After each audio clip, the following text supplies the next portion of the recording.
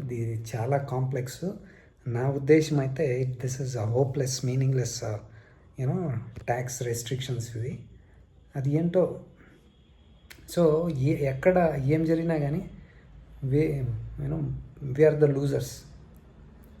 మంచి బ్రాండ్స్ ఇక్కడ ఉండడానికి ఆస్కారం లేకుండా పోతుంది, మంచి మోడల్స్ లేదు. So we're losing good brands అనమాట.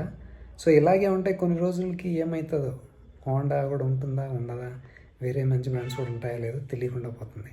ఈ ట్యాక్స్లు కాస్తనా ఎప్పుడన్నా ఆలోచించాలి గవర్నమెంట్. ఎందుకు ఇలా చేస్తున్నా నాకు అర్థం కాల. ఎందుకంటే ఇప్పుడు ప్రపంచంలో అంతా ఒక రెస్ట్రిక్షన్స్ ఉంటాయి.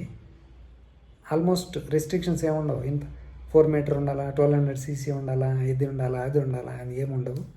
సో వాళ్ళు అంతా ఒకేలా ఉంటాయి. సో వాళ్ళు కారుకి ఎంత లెంత్ కావాలి, ఆ వెయిట్కి ఎంత ఇంజిన్ ఉండాలి, ఎంత కెపాసిటీ ఉండాలి అనేది వాళ్ళు ఇంజనీర్స్ కదా, వాళ్ళు ఆలోచించి డెవలప్ చేసి బిల్డ్ చేసి మ్యానుఫ్యాక్చర్ చేసి అమ్ముతారు. అది వాళ్ళ పని, వాళ్ళకు వదిలేయాలి. వీళ్ళు గవర్నమెంట్ వాళ్ళు ఇంటర్వ్యూన్ అయ్యి అన్నింట్లో ఇలా పెట్టండి అలా చేయండి అంటే ఏమవుతుంది? వాళ్ళ వల్ల కాదు. కంపెనీలు ఇండియాకి సపరేట్ కార్లు, వేరే దేశానికి సపరేట్ కార్లు చేయలేరన్నమాట.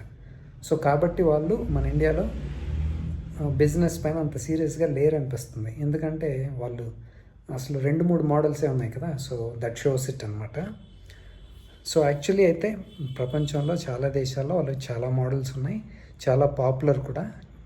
సో హైబ్రిడ్స్ ఉన్నాయి, ఆఫ్ రోడర్స్ ఉన్నాయి, ఎస్యూవీలు చాలా ఉన్నాయి, హ్యాచ్ బ్యాక్స్, సెడాన్స్,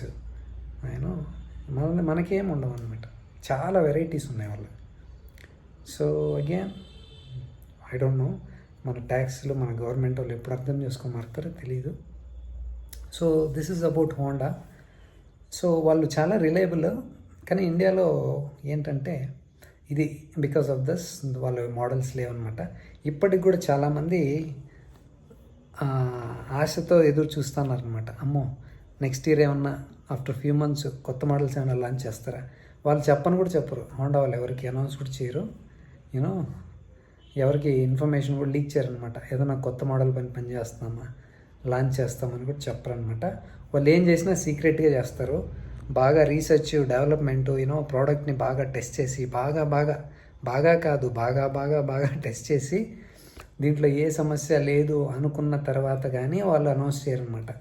అంత బాగా రీసెర్చ్ చేసి డెవలప్ చేసి ప్రోడక్ట్ని టెస్ట్ చేసి తర్వాత వెళ్తారు బయట. కాబట్టే వాళ్ళ ప్రోడక్ట్స్ అంత రిలయబుల్గా ఉంటాయి. అంత ఫ్యాన్ ఫాలోయింగ్ ఇంకా ఉంది ఇండియాలో, వాళ్ళ కార్లు అన్నీ లేకపోయినా కానీ.